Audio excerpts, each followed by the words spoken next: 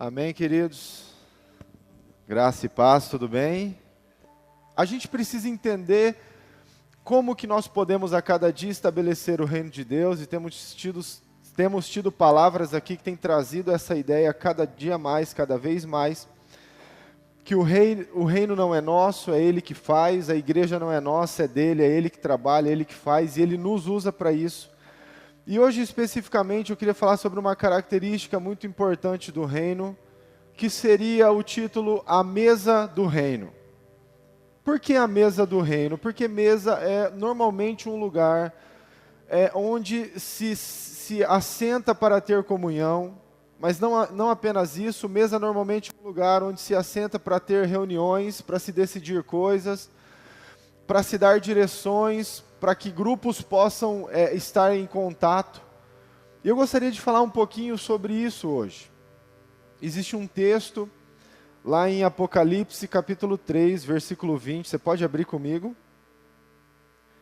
Apocalipse capítulo 3, verso 20. Aqui está falando, é a última carta das 7 cartas do Apocalipse para as igrejas. E esse texto está falando especificamente sobre a carta para uma igreja chamada Laodiceia. É uma das mais conhecidas. É nessa carta que está escrito, vejo que não és quente nem frio, e por ser morno estou a ponto de vomitar-te da minha boca. Vocês estão mais interessados no ouro e na prata. Então, essa carta fala sobre isso. E tem muitas pessoas, muitos estudiosos que entendem que essas cartas são tempos da igreja, especificamente, e aqui nós vamos falar sobre esse último tempo. Eu não vou falar sobre a carta de Laodiceia, eu vou falar sobre esse versículo em especial, que ele fala assim: eis que estou à porta e bato. Se alguém ouvir a minha voz e abrir a porta, entrarei em sua casa e cearei com ele e ele comigo. Aqui está falando sobre uma mesa. Está falando sobre relacionamento, está falando sobre sentar à mesa. E nessa palavra eu quero tentar mostrar para você o fato de sermos convidados para estar à mesa com Jesus, e não apenas isso, o fato de nós termos mais pessoas que estão à mesa e como nós precisamos aprender a tratar essas pessoas. Então existe um convite de Jesus, Ele está à porta, Ele bate para que a gente possa cear com Ele, para que a gente possa fazer parte dessa mesa tão linda. É interessante que Romanos capítulo 14, se eu não me engano, versículo 17, ele fala assim, que o reino de Deus não é comida nem bebida, ou seja, se relaciona à mesa, mas é alegria, é paz, né? Então está falando sobre o reino de Deus na questão dos relacionamentos, na questão de uma proposta de estarmos juntos e de entendermos o que é aquilo que Deus quer para nós. E para a gente poder entender um pouquinho sobre o primeiro aspecto que eu quero trabalhar, que eu quero falar com você aqui, é entender que Ele nos convidou para a sua mesa. Olha para a pessoa do seu lado e fala, você foi convidado para a mesa do rei. Abra a tua Bíblia comigo em 2 Samuel, capítulo 9. Nós vamos falar um pouquinho sobre uma pessoa chamada Mefibosete. 2 Samuel, capítulo 9, versículo 1, a Bíblia fala assim, disse Davi, resta ainda porventura alguém da casa de Saul para que eu use de bondade para com ele por amor de Jonatas? Versículo 2, havia um servo na casa de Saul cujo nome era Ziba, chamaram-no que viesse a Davi. Perguntou-lhe o rei, tu és Ziba? Respondeu, eu mesmo teu servo. Disse-lhe o rei, não há ainda alguém na casa de Saul para que eu use de bondade de Deus para com ele? Então Ziba respondeu ao rei, ainda há um filho de Jonatas, aleijado de ambos os pés. E onde está? Perguntou o rei. Ziba lhe respondeu, está na casa de Maquir, filho de Amiel, em Lodebar. Então mandou o rei Davi trazê-lo de Lodebar, da casa de Maquir, filho de Amiel. Vindo Mefibosete, filho de Jonatas, filho de Saul, a Davi, inclinou-se, prostrou-se com o rosto em terra e disse-lhe Davi, Mefibosete, Ele disse: eis aqui teu servo. Então lhe disse Davi: não temas, porque eu usarei de bondade para contigo por amor de Jonatas teu pai, e te restituirei todas as terras de Saul teu pai, e tu comerás pão sempre à minha mesa. Então se inclinou e disse: quem é teu servo para teres olhado para um cão morto, tal como eu? Chamou Davi a Ziba, servo de Saul, e lhe disse: tudo que pertencia a Saul e toda a sua casa dei ao filho do teu senhor. Trabalhar-lhe-ás, pois, a terra, tu e teus filhos e teus servos, e recolherás os frutos para que a casa do teu senhor tenha pão que coma. Porém, Mefibosete, filho do teu senhor, comerá pão sempre à minha mesa. Tinha Ziba 15 filhos e 20 servos. Disse Ziba ao rei: segundo tudo quanto meu senhor o rei manda ao seu servo, assim o fará. Comeu, pois, Mefibosete à mesa de Davi como um dos filhos do rei. Tinha Mefibosete um filho pequeno, cujo nome era Mica. Todos quantos moravam na casa de Ziba eram servos de Mefibosete. Morava Mefibosete em Jerusalém, portanto comia sempre à mesa do rei, e ele era coxo de ambos os pés. É muito interessante essa história, porque está falando sobre uma situação peculiar. Existia um interesse muito grande em Davi de honrar a Jonatas, e com isso Saul, pela amizade que ele tinha com o filho de Saul, que era Jonatas. E quando o reino é tomado, de certa forma, antes de Davi assumir o trono, Saul está na guerra, e eles estão perdendo a guerra para os filisteus. É quando Saul morre, e na mesma batalha, quando Jonatas morre. E supõe-se que toda a casa, o filho de Saul, depois ele assume o trono por um tempo, ele é assassinado. E supõe-se que toda a descendência de Saul havia se perdido. Até que um dia Davi tem uma ideia e ele fala assim: eu preciso honrar a casa do meu amigo Jonatas, porque Davi era muito próximo de Jonatas. Eu preciso fazer alguma coisa para que não se acabe aquilo que aconteceu, a história da família do meu amigo Jonatas. E ele pergunta para um dos seus servos ali: olha, ainda existe alguém na descendência de Saul que eu possa honrá-lo? Existe alguém ainda na descendência de Saul que eu possa fazer algo por ele? E aí o pessoal chama esse cara, esse Ziba, que era um servo de Saul na época. E Ziba fala para ele: tem uma pessoa ainda, tem Mefibosete. E se você analisar um pouquinho a história de Mefibosete, ela é muito interessante, porque Mefibosete era um homem normal, ele tinha as suas duas pernas normais, na verdade ele era uma criança.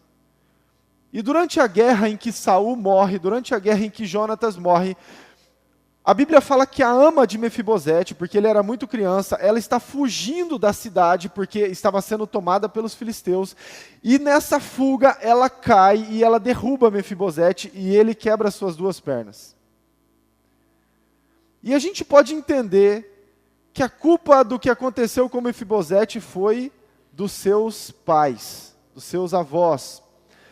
Porque Saul não ouviu a Deus como deveria, ele foi para a batalha de uma forma que não deveria. E quando isso acontece, o seu filho, o seu neto no caso, paga as consequências daquilo que o vô estava fazendo. E é muito interessante que se você ler no livro de Levíticos, você vai ver que as pessoas que tinham deficiência física, elas eram tiradas do arraial, elas eram, de certa forma, elas não tinham o mesmo contato, principalmente com autoridades como um rei. Não existia possibilidade nenhuma de uma pessoa que nascesse aleijada fazer parte da mesa do rei. Não existia nenhuma possibilidade. Ele era considerado impuro. Era tão sério isso, irmãos, tão sério que eles não podiam, por exemplo, as pessoas que tinham qualquer tipo de deficiência não poderiam fazer parte nem do atendimento no templo. Mas Davi decide honrar alguém que fazia parte da família de Saul. E é muito interessante nesse texto, e eu queria que você prestasse bastante atenção, porque quando Davi pergunta para Ziba, Ziba faz questão de falar para ele: existe um filho de Jonatas que é aleijado. Quando Davi escuta isso, eu acho interessante, que você leu comigo aqui, eu acredito que aconteceu dessa forma naquela época. Quando Davi ouve isso, o coração dele não muda. Ele continua falando, manda chamar ele, eu preciso honrar esse cara. Eu preciso fazer alguma coisa para trazer ele à minha presença. Eu preciso de alguma forma honrar a amizade que eu tinha com o Jonatas e trazer essa pessoa para minha presença. Ele é um amigo meu. E a Bíblia fala, como nós lemos aqui, que Davi chama Mefibosete, olha para ele e fala, a partir de hoje, você vai sentar à mesa comigo todos os dias. Eu fico imaginando o burburinho do que aconteceu na época. Davi tinha vários filhos, e esses filhos iriam sentar à mesa junto com o aleijado. Davi tinha esposas, e essas esposas iriam sentar à mesa junto com o aleijado. Davi estava quebrando um paradigma muito grande, e ele estava mostrando que ele não estava olhando para o defeito de Mefibosete, ele estava olhando para a pessoa de Mefibosete. E eu quero dizer uma coisa para você relacionado a esse tema. Eu e você hoje somos Mefibosete. E Davi representa Deus na nossa vida. Nós estamos em Lodebar. Sabe o que significa Lodebar? Terra do esquecimento. Terra desértica, onde nada é produzido. A vida sem Deus é dessa forma. A vida sem Deus é uma vida em Lodebar, onde nada dá certo, onde por mais que a gente até tenha coisas nas mãos, no final a gente sabe que não vai dar em nada. Essa é a vida sem Deus. Mas em determinado momento, existe um convite de Deus para mim e para você. Venha fazer parte da minha mesa. Eu não vou olhar para os seus defeitos, eu não vou olhar para os seus pés aleijados, e eu quero que você faça parte comigo da mesa. Eu acredito que todos nós que aqui estamos, ou a grande maioria, já ouvimos esse convite de Deus, é ou não é? Só que muitas vezes, fazer parte da mesa, a gente precisa entender algumas coisas no nosso coração que muitas vezes estão nos limitando. Eis que estou à porta e bato, e eu quero entrar e cear com você. Só que muitas vezes, ao invés da gente olhar para aquilo que Deus, para o convite que Deus está fazendo, a gente está olhando para as nossas pernas, para as impossibilidades, a gente está olhando para o aleijado que existe no nosso coração. Olha só, Mefibosete representa um homem pecador. Agora, sabe o que é interessante na história desse cara? Ele nasceu para ser rei. Mas ele era um mendigo. Maquir, que era a casa onde Mefibosete estava, Maquir era um mendigo. Ele nasceu para ser rei, mas ele morava com um mendigo. E ele tinha uma vida de mendigo. Eu não sei se você pensa como eu, mas isso nos faz remeter a uma ideia de que nós nascemos para sermos reis, mas muitas vezes vivemos como mendigo. Nós fomos criados em Deus, e Ele nos criou e sonhou conosco antes da fundação do mundo para que reinássemos com Ele. Se você continuar lendo o texto de Apocalipse, ele fala, e aquele que me ouvir, darei o trono para que reine comigo. Nós fomos criados para reinar, mas muitas vezes estamos vivendo como mendigo. Fazer parte da mesa do Senhor é entender que mesmo que eu esteja vivendo como mendigo, existe um convite de Deus para que eu possa reinar com Ele. E o mais lindo nisso tudo é compreender que Deus não está olhando para as minhas impossibilidades, Ele está olhando para mim. Isso é fazer parte da mesa. O que significa os pés aleijados? Era uma das principais características de Mefibosete. Primeiro, ele não anda reto. É isso que o pecado faz na nossa vida. Não nos deixa alinhado, né? O aleijado, o manco, sei lá, a forma que a Bíblia está falando de Mefibosete não deixava com que ele fosse uma pessoa alinhada. O pecado desalinha, desestrutura a nossa vida. Se eu quero estar à mesa do rei, e olha só, a gente vai falar sobre as características de estar à mesa do rei aqui, mas eu preciso entender que o meu pecado, ele precisa ser coberto por Deus. Eu preciso confessar ele para que eu possa ser perdoado. E eu confesso a você, irmãos, hoje a gente vê na igreja uma escassez de se falar sobre arrependimento e confissão de pecados. O pecado ou o aleijado, ele não consegue ser alguém de postura. E uma outra característica é que ele se torna uma pessoa lenta. Ele cansa muito rápido, porque toda a sua energia é gasta. O pecado, ele acaba com as nossas forças. A gente pode falar sobre várias características de um aleijado aqui, a gente pode, mas eu quero me ater a essas duas. Primeiro, o pecado destrói a sua postura. Segundo, ele consome as suas energias. E aí a gente muitas vezes está vivendo como mendigo, sendo que nascemos para reinar com Cristo. A gente está vivendo como alguém que tinha tudo para ser rei, mas não consegue entender isso e vive como mendigo, enquanto existe um convite do rei: eu quero você comigo, venha sentar à minha mesa. O que significa sentar à mesa? Sentar à mesa é receber uma honra real. Para a gente é um pouco complicado de entender essa questão de rei, porque a gente não tem um presidente, né, e a gente reclama muito dele muitas vezes. Mas quando você tem um país, ou na verdade um país que está diante de um reinado, cara, quando o rei fala, acabou. E é interessante que quando você vê aqueles filmes, né, e aí o rei chega assim, todo mundo para o que está fazendo e se prostra. Pela grandeza daquilo que essa pessoa representa. E o interessante é que eles não se prostram só, dobram o joelho, eles se prostram com a fronte, com todo o rosto no chão, em reconhecimento de que não são nada. E interessante nisso tudo é que Mefibosete está sendo chamado à mesa do rei, da maior autoridade que havia na nação, assim como nós somos chamados diante da maior autoridade que existe nesse universo, para ser considerado como um dos seus filhos. Davi está falando assim: você vai ser considerado como um dos meus filhos. Você já parou para pensar nisso? Estar à mesa do rei é entender que Deus está nos chamando para que nós sejamos considerados como Jesus. E é por isso que lá em Romanos 8 fala sobre isso.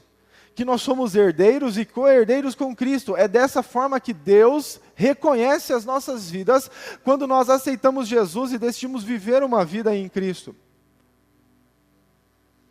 Não é mais viver em Lodebar, não, é viver em Jerusalém. Jerusalém representa onde a presença está, onde o templo está. Eu não vivo mais na terra que não tem nada, agora eu vivo na terra da presença.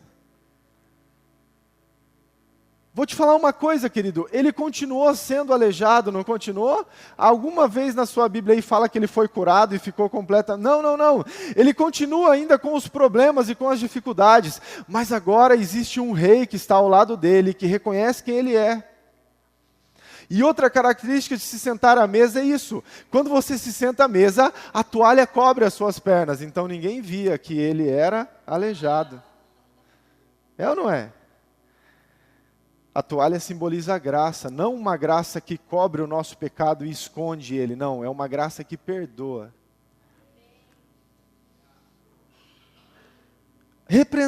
Sentar à mesa representa desfrutar a comunhão do rei. Já pensou? Davi sentado à mesa, Mefibosete ali sentindo o cheiro de Davi, escutando os segredos. Cara, quando a gente senta à mesa, a gente conta segredo, a gente faz bagunça. É ou não é? Brinca com a família. Quando a gente está na intimidade, a mesa representa isso. E aqui a gente está vendo Mefibosete fazer parte da parte mais íntima do contexto familiar do rei. É isso que Deus quer fazer conosco. Ele está nos chamando para fazer parte das suas intimidades, dos seus segredos. É como se Deus estivesse falando, o rei estivesse falando: venha fazer parte da minha mesa, porque aqui eu vou te contar os segredos que você não imagina, as revelações que você precisa. Isso é fazer parte da mesa do reino. Então a gente, quando nós somos convidados a fazer parte do reino, a gente precisa entender que nós somos considerados reais por Ele. E Ele falou isso para nós, né? 1 Pedro capítulo 2, versículo 9, vós sois raça eleita, sacerdócio real, nação santa, povo de propriedade exclusiva. Mefibosete, que era de Lodebar, e hoje é Mefibosete de Jerusalém, que senta à mesa do rei. Então, Deus está nos chamando a fazer parte dessa mesa, a mesa do reino. Deus está chamando a gente. O problema, irmãos, é que muitos de nós não falam, isso não está escrito aqui em relação ao Mefibosete, mas o problema é que muitos de nós queremos sentar à mesa do rei e morar em Lodebar. Espera aí, pastor, não estou entendendo. O problema, irmãos, é que muitos de nós queremos estar na presença do rei e desfrutar das coisas do mundo. É sério, não tem como. Ou você decide sentar à mesa do rei todos os dias, aceita o convite, ou você fica em Lodebar e esquece a presença do rei.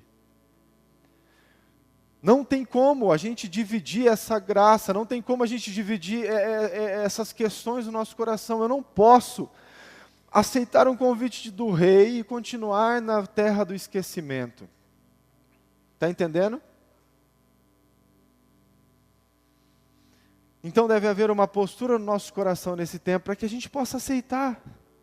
E sabe a última característica de sentar à mesa do rei? Essa que eu achei sensacional. Comer o que é certo. É? Você acha que o rei come qualquer coisa? Não. Então ele vai dar para você o que é melhor. Ele vai entregar na sua mão para você poder comer aquilo que é melhor. Você vai ser bem alimentado. Para um mendigo que não comia nada, ele ia comer das melhores coisas que o rei podia oferecer para alguém. É a nossa vida. Para alguém que está na terra do esquecimento, para alguém que não tem nada, Deus está nos chamando para que a gente possa comer do melhor desta terra. Isaías capítulo 1, versículo 19, se quiserdes e me ouvirdes, comereis o melhor dessa terra. Se você quiser, faça parte da mesa do rei e você vai comer do melhor que Deus tem. Nós somos Mefibosete hoje e Deus está nos chamando a fazer parte da sua mesa. Deus está nos convidando. É como se Deus estivesse falando assim, olha, eu preciso honrar a minha aliança com meu filho, né? Será que tem algum amigo dele que eu possa pôr à minha mesa hoje? Será que tem alguém que eu possa trazer à minha mesa hoje? E aí Jesus está falando assim, tem a Su, tem o Fábio, tem o Anderson, tem a Raquel. Tem. E esse convite, irmãos, ele vai continuar, e ele vai continuar. A questão em si é como eu estou respondendo a isso. E a minha pergunta para você hoje, nesse aspecto que nós estamos falando é, qual tem sido a sua resposta para o convite de Deus para você fazer parte da mesa? Será que muitos de nós não estamos querendo de manhã comer da mesa do Senhor e à noite comer da mesa do mundo, do Lodebar? E aí a gente até quer viver nessa mesa, a gente até quer desfrutar desse reino, a gente até quer que as coisas aconteçam de forma diferente, mas não existe um comprometimento. O que eu acho interessante é que no final, versículo 13, ele fala, morava Mefibosete em Jerusalém, já não era mais em Lodebar, ele não era alguém que morava em Lodebar e ia para Jerusalém, ele mudou toda a sua vida, então ele saiu de Lodebar e ele resolveu morar no lugar da presença. Morava Mefibosete em Jerusalém, porquanto comia sempre à mesa do rei. Todo dia ele estava lá, todo dia ele estava com Davi, todo dia ele estava escutando as intimidades, todo dia. Sabe uma coisa que mesa tem que simbolizar para nós? Rotina. Ou você come só no fim de semana? Será que a gente usa a mesa só fim de semana? Todos os dias, Mefibosete sentava à mesa para desfrutar daquilo que o rei estava oferecendo para ele. Todos os dias. Repete comigo, todos os dias. Se a gente quer crescer na presença do rei, a gente precisa ir todos os dias cear com ele. Dá um cutucão na pessoa do seu lado, que ela está muito séria. Dá um sorriso para essa pessoa. Fala para ela assim, querido, é todos os dias.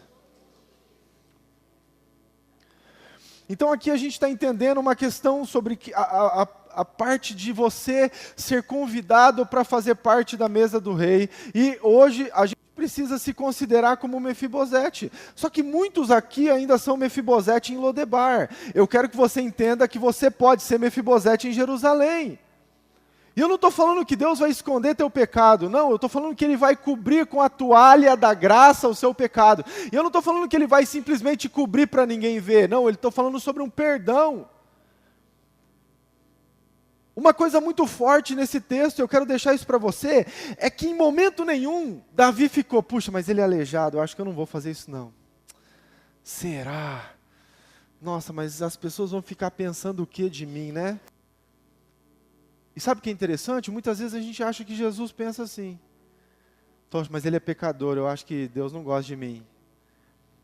Não, mas eu fiz aquilo lá ontem, eu acho que Deus, eu não vou nem orar porque Ele não vai ouvir. Por favor, irmão. Quando a gente pensa assim, a gente está limitando o efeito da cruz na nossa vida. É como se a gente estivesse falando assim, o pecado que eu cometi é maior do que o sacrifício de Jesus na cruz. Então eu não posso estar com Ele porque o pecado é maior. Isso nunca vai ser real.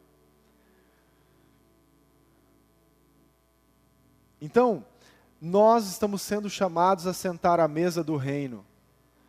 Olha para a pessoa do seu lado, por favor, e diga, você está sendo convidado a sentar à mesa do reino. Abra a tua Bíblia em Mateus capítulo 22. Algumas semanas atrás, eu não sei, alguns meses atrás, a pastora Raquel ministrou sobre esse texto aqui. Faz um tempo já, né, pastora? Foi em janeiro, ó. Que bom, queria ter uma mente assim. Eu não tenho uma mente assim. Mateus capítulo 22, versículo 1.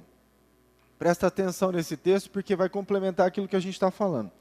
De novo entrou Jesus a falar por parábolas, dizendo-lhes, o reino dos céus é semelhante a um rei que celebrou as bodas de seu filho, e então enviou os seus servos a chamar os convidados para as bodas. Mas estes não quiseram vir. Então, enviou ainda outros servos com esta ordem, dizei aos convidados, eis que já preparei o meu banquete. Os meus bois e cevados já foram abatidos e tudo está pronto, vinde para as bodas. Eles, porém, não se importaram e se foram, um para o seu campo, outro para o seu comércio, e outros, agarrando os servos, os maltrataram e mataram. O rei ficou irado e, enviando as suas tropas, exterminou aqueles assassinos e lhes incendiou a cidade.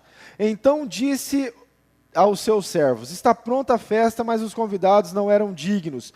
E depois as encruzilhadas dos caminhos e convidai para as bodas a quantos encontrardes. E saindo aqueles servos pelas entradas, reuniram todos os que estavam maus e bons, e a sala do banquete ficou repleta de convidados. Entrando, porém, o rei, para ver os que estavam à mesa, notou ali um homem que não trazia veste nupcial. E perguntou-lhe, amigo, como entraste aqui sem veste nupcial? E ele emudeceu. Então ordenou o rei aos serventes, amarrai-o de pés e mãos e lançai-o para fora, nas trevas, e ali haverá choro e ranger de dentes. Aqui está falando praticamente aquilo que nós estamos conversando. Ele está falando, olha, o rei decidiu fazer uma festa, ele convidou algumas pessoas, isso aqui está se referindo especificamente a alguns acontecimentos do Velho Testamento, mas é muito real nas nossas vidas hoje. Mas essas pessoas decidiram não fazer parte da festa do rei.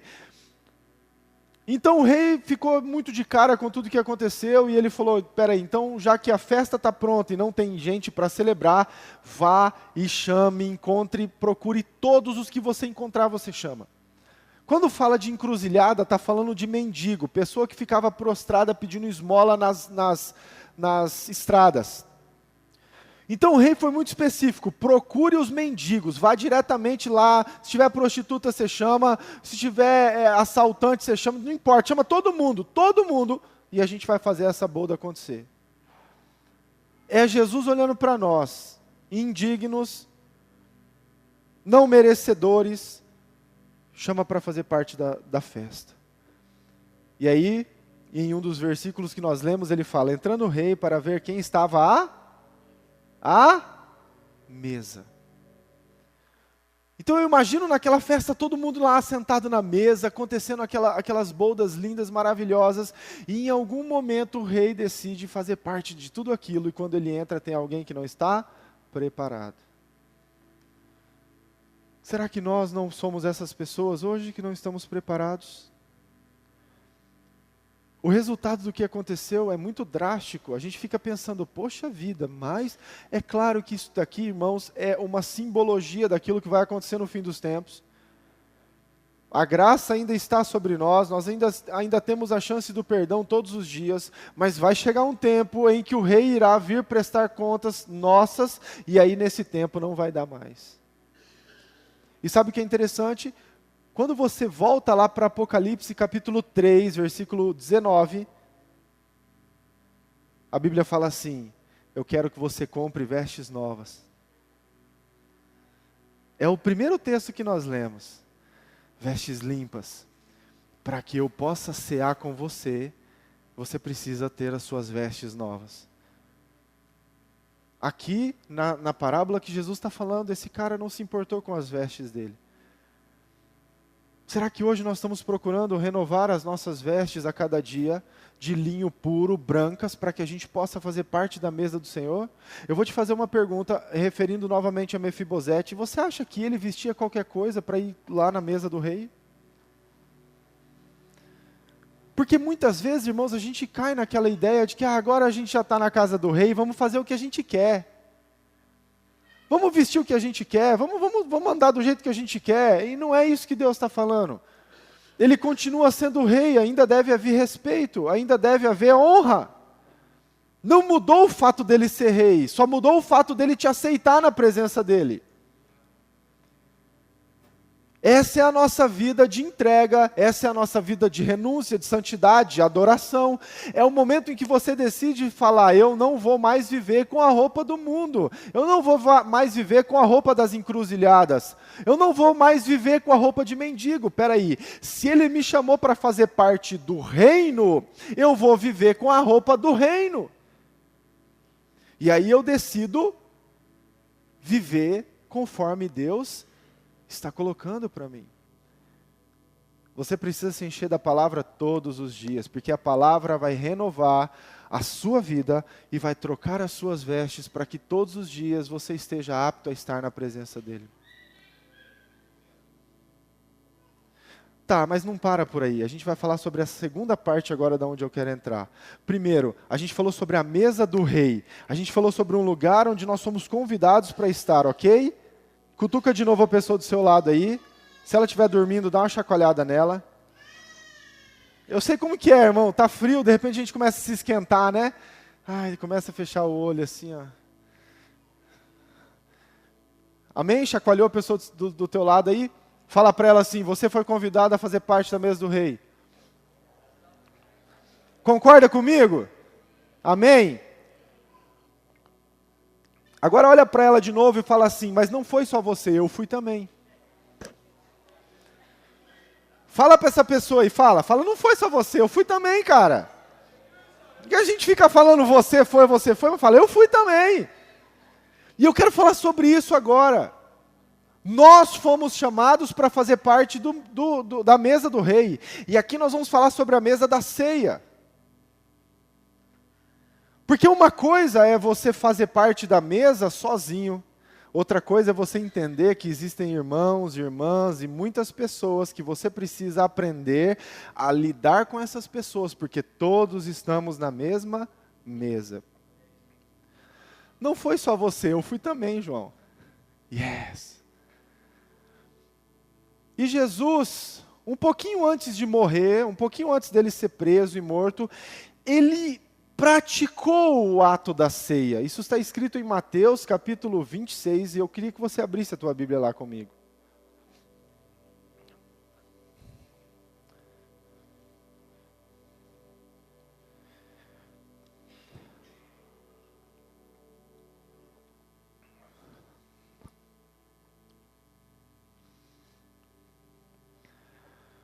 Amém? Versículo 26.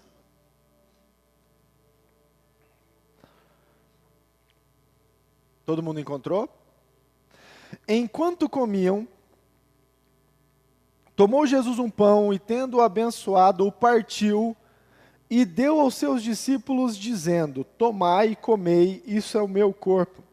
A seguir, tomou um cálice e, tendo dado graças, o deu aos seus discípulos, dizendo: bebei dele todos, porque isto é o meu sangue, o sangue da nova aliança, derramado em favor de muitos para a remissão de pecados. E digo-vos que desta hora em diante não beberei deste fruto da videira até aquele dia em que hei de beber novo convosco no reino do meu Pai. E tendo cantado um hino, saíram para o Monte das Oliveiras. Amém? Foi isso que você leu aí? Jesus está fazendo o que aqui? Ele está sentado à mesa com seus discípulos, eles estão comendo. Isso era a véspera de Páscoa, e eles estão celebrando ali e tal, e está tendo aquela conversa. Eu imagino que eles estão brincando naquele ambiente muito legal que Jesus está. E aí, querido, num determinado momento, Jesus pega um pedaço de pão e fala assim: olha, eu vou ensinar algo para vocês que vocês jamais vão esquecer. E a Bíblia fala que ele parte o pão, e ele distribui aos discípulos, e ele fala: isso é o meu corpo, que é dado por vós. E aí ele pega uma taça de vinho, e ele fala: olha, e o interessante é que no meio eu fico pensando nisso, né? No meio da ceia, Jesus dá graça. Já tinha comido já, acho que ele falou assim: abençoa o que já entrou, né? Não, mas Jesus no meio ali, ele pega aquele vinho e ele fala assim, olha, ele dá graças. E ele fala assim: ó, esse aqui é o meu sangue, ele vai ser derramado por vós. Sabe o que é interessante? Essa palavra partiu, ela é de origem grega, a expressão é klassis, ou klau. E não fala simplesmente partir no sentido de, eu cortei um pedacinho e te dei. Não. Fala no sentido de você multiplicar. Não seria multiplicar, seria fracionar de tal forma que todo mundo possa ter. Então Jesus está falando assim: olha, esse é o meu corpo fracionado para que todo mundo possa ter uma parte com ele. Sabe o que é mais interessante ainda? Daqui a pouco a gente vai ler um pouquinho sobre algumas instruções que Paulo dá em relação à ceia para a gente entender. Mas sabe o que é mais importante ainda? João lê um texto aqui, Atos capítulo 2, versículo 42 até o 46. E lá fala que os discípulos, na época os apóstolos, eles de casa em casa partiam o pão. Sabe o que significa isso? É a mesma expressão que Jesus usou quando ele falou que estava partindo o seu corpo para nos dar. É a mesma expressão, classes do grego, klau. Você sabe por que a igreja primitiva foi tão influente? Porque cada vez que eles partiam o pão, eles estavam mostrando Jesus. E as pessoas ficavam impactadas, porque estavam mostrando quem Jesus era. Eles simplesmente estavam reproduzindo o partir o corpo. E de casa em casa partiam o pão. E aí você chega lá no versículo 26, 46, se eu não me engano, e ele fala assim: e eles tinham a singeleza do coração de todo o povo. Sabe por quê? Porque quando eles partiam o pão, eles não estavam vendo profetas, discípulos, apóstolos, estavam vendo Jesus. E essa é a característica que nós, como igreja, que estamos sentados à mesa, precisamos ter. E eu quero terminar falando sobre isso. A ceia do Senhor não é um ritual, nunca será. A ceia do Senhor não é um momento que Jesus criou para a gente poder religiosizar, não sei nem se existe essa palavra, né? Transformar em religião e achar que tem que ter aquele dogma todo. Não, não, não. Jesus estava no meio da comida e ele decidiu fazer algo. Ele decidiu mostrar para os seus discípulos que era necessário se entregar por eles. Era necessário pagar um preço. Era necessário que o seu corpo fosse dado. Só que é interessante que ele fala assim: façam isso. Você nunca parou para pensar nessa expressão?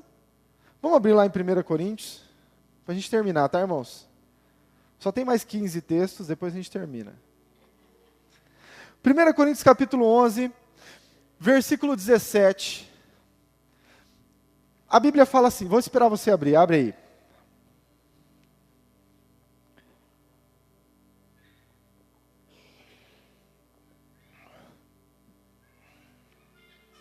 Amém?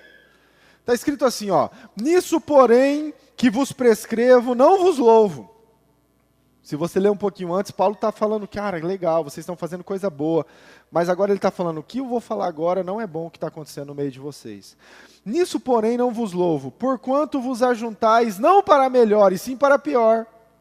Porque antes de tudo estou informado haver divisões entre vós, quando vos reunis na igreja, e eu em parte creio, porque até mesmo importa que haja partidos entre vós, para que também os aprovados se tornem conhecidos em vosso meio.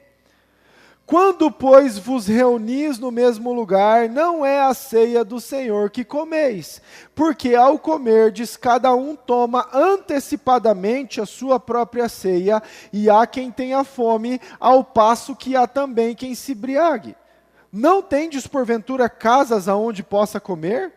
Ou menosprezais a igreja de Deus e envergonhais os que nada têm? O que vos direi, louvar-vos-ei? Nisso certamente não vos louvo. Porque eu recebi do Senhor o que também vos entreguei, que o Senhor Jesus, na noite que foi traído, tomou o pão, e tendo dado graças, o partiu e disse: esse é meu corpo que é dado por vós, fazei isso em memória de mim. Por semelhante modo, depois de haver ceado, tomou também o cálice, dizendo: este cálice é a nova aliança do meu sangue.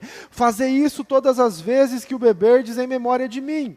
Porque todas as vezes que comerdes esse pão e beberdes o cálice, anunciais a morte até que ele venha. Olha que interessante. Quando Jesus partiu o pão, ele olhou para os seus discípulos e falou: façam isso. Olha para a pessoa do seu lado e fala: faça isso. Você está entendendo que isso aqui é uma direção? Jesus está falando: eu estou partindo o meu corpo, eu estou me entregando, façam isso. Agora, façam isso o quê? Jesus está nos ensinando, façam isso, comecem a entregar o seu corpo também pelo próximo.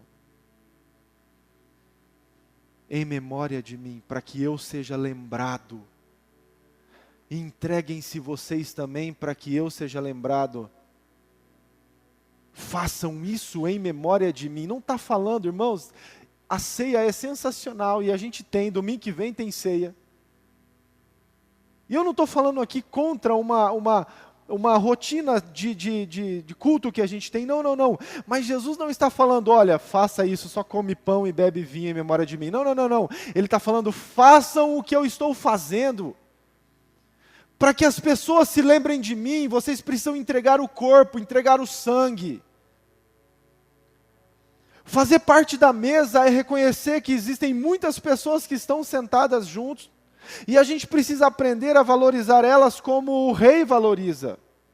Honrar elas como o rei honra. Não importa se elas estão aleijadas, quando estamos à mesa precisamos entender que somos todos iguais, porque quem define quem está aleijado é o rei. Só que a gente entra numa cultura de querer analisar quem está aleijado, quem não está aleijado, quem está morto, quem não está morto. E a gente fica nessa, de querer julgar as pessoas. E aquele cara lá não presta não, e aquele lá... Não é isso, essa não é a nossa função na mesa. Quem cobre o pecado, quem cobre o aleijado é o rei. A gente só olha as pessoas diante daquilo que a gente pode ver na mesa. Não sei se você está conseguindo entender onde eu quero chegar, mas Jesus está ensinando, eu estou dando o meu corpo e o meu sangue para vocês. Façam a mesma coisa. Não é para repetir comer, não é para repetir beber, é para entregar a própria vida, se for necessário, por amor às pessoas. Espera aí, pastor, está sendo muito intenso o que você está falando. Não é eu, irmãos, é a palavra. É que a gente, muitas vezes, analisa conforme a nossa ótica. É o que a Bíblia está falando. Sabe o que é mais sensacional no momento da ceia? Eu tenho aprendido isso. Não é você se lembrar exatamente da morte de Jesus na cruz. Isso a gente tem que lembrar todo dia. É você se lembrar que eu preciso me entregar mais. É por isso que aqui na nossa igreja, irmãos, a gente fala assim, vá até alguém, né? Procura alguém, para a gente poder orar junto, compartilhar. Eu venho de uma igreja, irmãos, não sei, às vezes você aqui já foi a alguma igreja desse tipo, que, cara, o momento da ceia é sério. Ninguém pode falar nada. A gente até respira devagar. Daí a gente pega a ceia e faz assim, ó. Cara, eu nunca entendi para que baixar a cabeça e fechar o olho. Eu fazia porque, legal, né? Todo mundo faz, vamos fazer também. Mas não é essa a ideia que Jesus está transmitindo quando ele deixa a ceia para a gente. Paulo está dando instruções aqui. E ele está falando, olha, a gente precisa entender o que Jesus estava fazendo naquele momento. Não é o alimento, não é o pão e o vinho que tem o poder, é aquele que ofereceu o pão e o vinho que tem o poder. Aí ele continua, versículo 27. Por isso, aquele que comer o pão ou beber o cálice do Senhor indignamente será réu do corpo e do sangue do Senhor. E ele continua, examine-se, pois, o homem a si mesmo, e assim como o pão e beba do cálice, pois quem come e bebe sem discernir o corpo, come e bebe juízo para si. Olha só, o versículo 27 ele fala, por isso aquele que comer o pão ou beber o cálice do Senhor indignamente. Vamos voltar naquela história que a gente acabou de ler, que Jesus está falando aqui sobre o cara que não tem vestes. Aqui não está falando na questão de indignamente que a gente tem que ficar olhando para os outros e acusando. Por isso que a Bíblia fala, sonde o homem o seu coração. Hora da ceia não é para você ficar cuidando se o irmão está em pecado tomando ceia. Não é hora disso. É hora de você olhar para dentro de você e falar, será que eu estou apto para participar desse momento? Será que eu estou apto hoje para que as pessoas olhem para mim e vejam Jesus em memória dele? Você está vendo como muitas vezes, irmãos, a gente vive uma religião e a gente se acostuma com isso, e a gente acha que esse momento tão sagrado da ceia é um momento assim que a gente, nossa, tem que... Não. É um momento de festa, celebração, tanto que Paulo está falando no começo aqui, no momento que vocês se reúnem para a ceia do Senhor, não é a ceia do Senhor, ele está falando sobre comida. Naquela época, irmãos, eu acho que os caras iam brigar se chegasse com um copinho de suco e um pedacinho de pão, porque era comida. Tanto que Paulo está falando, enquanto alguns se fartam, alguns passam fome. E aí, nesse começo, Paulo está falando principalmente sobre essa parte. Como vocês aí na igreja estão sendo egoístas. E vocês estão esquecendo que a ceia é relacionamento. Fazer parte da mesa, aliás, Deus me chamou. Mefibosete já não está mais Lodebar. Estou em Jerusalém. Mas tem um monte de gente comigo em Jerusalém. E eu preciso aprender a transmitir e cuidar dessas pessoas que estão à mesa. Já passou, irmãos, essa fase que a gente fica falando, salvação é individual. Então a gente justifica essa frase. A salvação é individual? É. Você vai prestar conta pelos seus atos a Deus.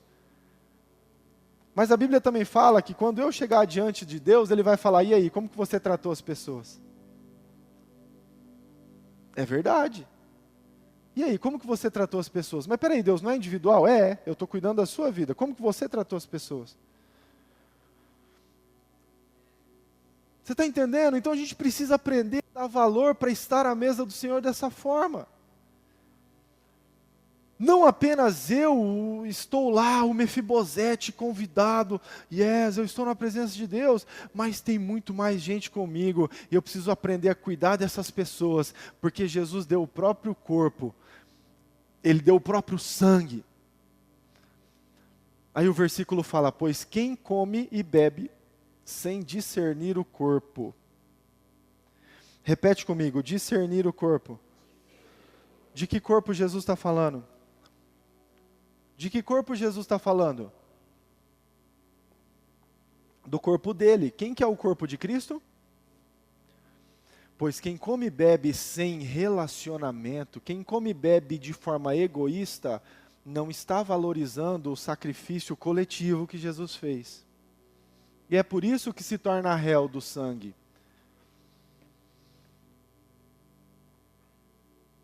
Ele continua falando, para a gente encerrar, ele fala assim, eis a razão, versículo 30, eis a razão porque há entre vós muitos fracos e doentes e não poucos os que dormem. Sabe o que ele está falando aqui? Ninguém cuida de ninguém, por isso o povo está fraco. Ninguém cuida de ninguém aí na igreja, por isso que o povo está morrendo. Vocês estão pensando só em vocês. Porque se tem cuidado, não tem gente que morre. Se tem cuidado, não tem gente fraca. Não, mas peraí, por que tem muitas pessoas? É porque não está discernindo o corpo. Discernir o corpo é olhar para a pessoa do lado e, cara, como é que você está? E aí as pessoas morrem porque não tem quem cuida. Você está entendendo? E ele continua falando assim,